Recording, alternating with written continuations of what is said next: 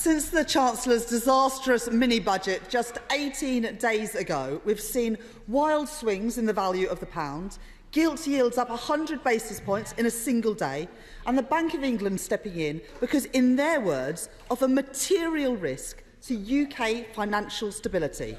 And the IMF has now said that UK growth is to slow further next year. This is a British crisis made in Downing Street. No other government is sabotaging their own country's economic credibility as this government is.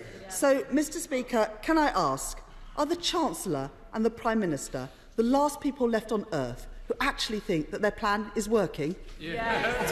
Chancellor. So, just to pick up on a point, the IMF said today that actually the plan, the mini-budget, has increased the forecast for growth.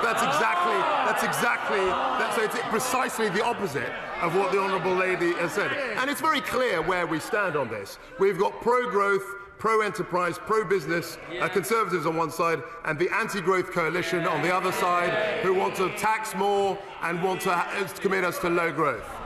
Rachel Reeves. Mr. Speaker, the Chancellor is in a dangerous state of denial. But the costs of these mistakes are all too real for everyone else. Borrowing costs up, growth down, mortgage payments set to increase by £500 a month.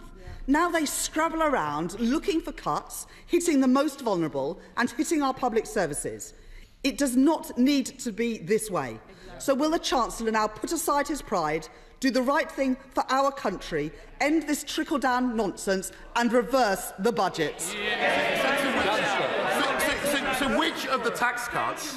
Do they want to stop the basic rate, the cut in the basic rate? Are they committed to having a high tax economy? And the other thing I would suggest is that she should get her facts right. The IMF today have said that our growth is going up, not going down. Surely ministers must now, first of all, apologise for the chaos. The mini-budget, with its £45 billion of unfunded spending commitments in tax cuts, has caused to the bond markets. And isn't it now a fact that there is a Tory premium on every interest rate rise for every borough in this country, and they're not going to forget it when the election comes? When it comes to the delivery of projects, we can't help but admire the speed at which the government has managed to transform Downing Street from a nightclub into a casino. But I have one ask that isn't a gamble. The Acorn project in the north-east of Scotland, when are they going to deliver it? Well, my honourable friend, the Chancellor, says that that is something we are examining very carefully. But let me say, his characterisation of the growth plan, I think, is extremely unfair. Can I urge the Chancellor to have a nationwide mail-out campaign, coupled to government taking the lead on the reduction of energy in all public buildings, as the Germans and other countries are doing so? This has the twin benefit of saving consumers and also reducing taxpayer subsidy. I think my honourable friend makes an excellent suggestion. Obviously, I'm very careful not to make unfunded spending commitments on the floor of the House. But his suggestion is a very well-made one, which we should look into. PR was the creation of a Conservative government designed to curtail wishful thinking in economic policy. So does the Chancellor agree with me that it's unfortunate, to say the least, that we seem to have cabinet ministers briefing against the economic expertise of that independent institution? Chancellor, as far as I'm concerned, and I speak to investors regularly about this, the OBR The government's failed mini-budget has sent interest rates soaring, which is already causing mortgage pain for millions. But rising borrowing costs are now threatening our high streets too. Small businesses in Richmond Park and across the UK are seeing their loan repayments spiral and their financing options dry up. We've already seen the highest company insolvencies since the financial crisis. More than 5,600 businesses have closed in the second quarter of this year, and SME debt is now at a staggering £204 billion. Most of these businesses won't see a penny from the cut to corporation tax. What is the Chancellor... Order. Chancellor, come on. Thank you. As I've stated a number of times already, the energy package, the energy support package, will help every single one of the businesses in her constituency. And I'd be very pleased to see the Lib Dem growth plan. The anti-growth coalition carbs from the sidelines, but it has nothing to say about growth. Chris Brown. The one thing that businesses always want is security and understanding of what's going to happen for them next year. They're worrying about mortgage, their borrowing costs for next year. The Chancellor has already made that more difficult for them. He says that he's got a package for energy costs, but it only lasts for 6 months.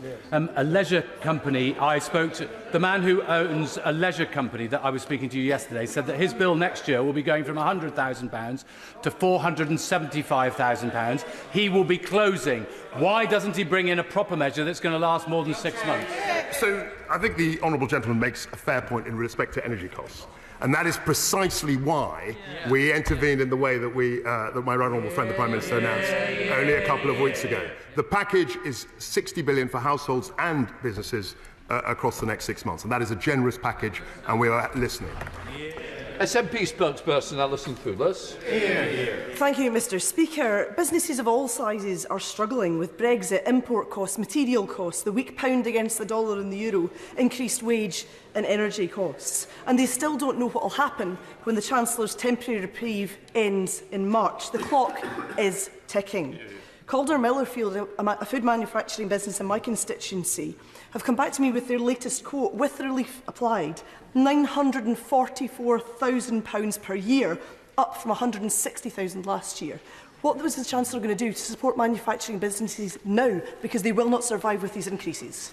Chancellor. As I've stated, the energy price guarantee does help in a large measure businesses. And also, I'm not, Mr Speaker, going to take lectures from the SNP about growth. I mean, in Scotland, for every year from 2010 to 2019, the growth was lower than for the rest of the United Kingdom. I'm not going to take any lessons about supporting business from the Honourable Lady.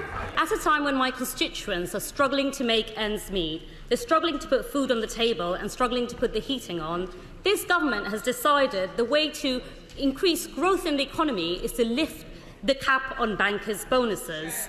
As Shadow City Minister, not a single person that I spoke to in the city or a single bank that I spoke to said this was the right policy to drive growth in the economy. So could I ask the Minister, does he really think this policy will drive growth in the economy, or are we going to see yet another U-turn from his government?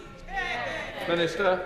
I can assure the Honourable Lady that this government is going to grow the economy, and it's going to grow the economy by releasing the burden, the yoke of taxation. Mr Speaker, reforming the EU's directive on bonus cap is not about paying people more. All it ever did was increase base pay regardless of performance. It was never a cap on total remuneration, and no one should pretend that it was.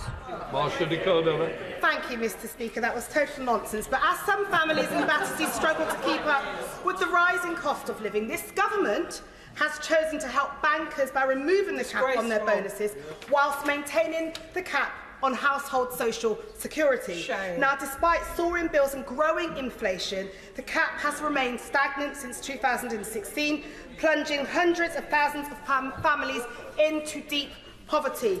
The cap on social security is cruel, and how can the Chancellor seriously justify removing the cap on bankers' bonuses but not on the social security cap? So will he have a word with his colleagues at the Work and Pensions Department and change that? The IMF observed today that the Chancellor's unfunded tax cuts have complicated the fight against inflation. As a result, the Bank of England is expected to increase the base rate to levels not seen since 2008.